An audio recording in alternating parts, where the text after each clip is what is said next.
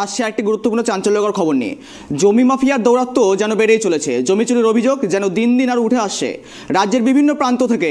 এবার জমি চুরির অভিযোগ উঠে এলো বাঁকুড়ার মল্লগড়ে। জমি চুরি, কিন্তু তাও আবার দেবোত্তর জমি চুরি। দেবোত্তর সম্পত্তির নাম পরিবর্তন যেন আচমকাই হয়ে গেল।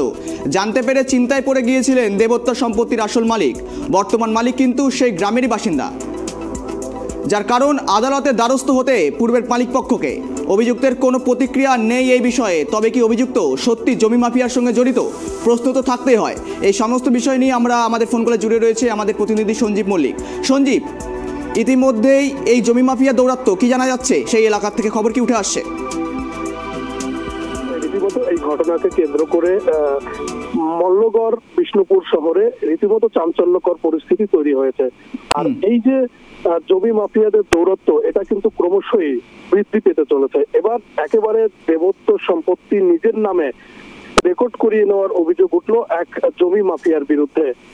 যেমনটা আমরা জানতে পারছি যে বিষ্ণুপুরের এক ব্যক্তি, যিনি জমি মাফিয়া হিসেবেই এলাকায় পরিচিত, তিনি শ্রী শ্রী গণেশ ঠাকুর জিও, এই যে ঠাকুরের যে দেবোত্ত সম্পত্তি 87 শতক, এই বিশাল পরিমাণ সম্পত্তি তিনি কিন্তু নিজের নামে করিয়ে নিয়েছেন।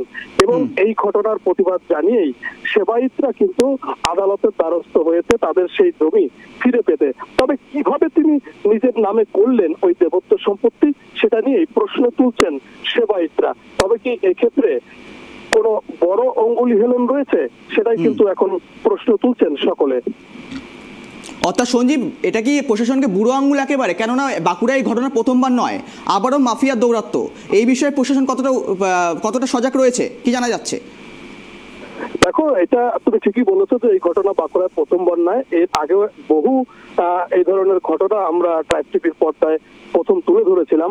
এবার দেখো যে একটা প্রশাসন যেহেতু রয়েছে, প্রশাসনের নজরে বিষয়টি এখনো সেভাবে আসেনি, এরকমই আমরা জানতে পারছি। তবে প্রশাসনের সঙ্গে কথা বলা হলে তারা যেটা আমাদেরকে জানাচ্ছেন যে এই বিষয়ে সঠিক নির্দিষ্ট কোনো অভিযোগ আমাদের কাছে নেই, তবে বিষয়টা আমরা খতিয়ে দেখছি। ধন্যবাদ সঞ্জীব, তোমাকে ধন্যবাদ। আপনারা জানিয়ে রাখছি আবারও, জমি মাফিয়ার দৌরাত্ম্য ইতিমধ্যে বাঁকুড়ার মল্লাগড়ে। দেবোত্তর সম্পত্তি জমি মাফিয়ার দ্বারা পরিবর্তন করে নেওয়ার অভিযোগ আনলেন গ্রামবাসীরা, অর্থাৎ তারা ইতিমধ্যে আদালত দ্বারস্থ হয়েছেন।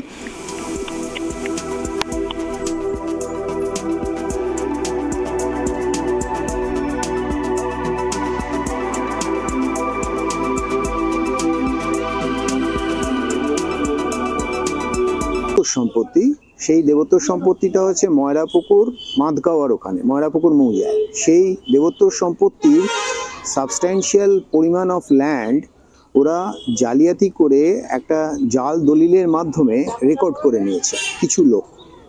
এবং সেইটার ব্যাপারেই তার মধ্যে একটা দলিল আমরা তুলেছি, যেটা 1984 সালের।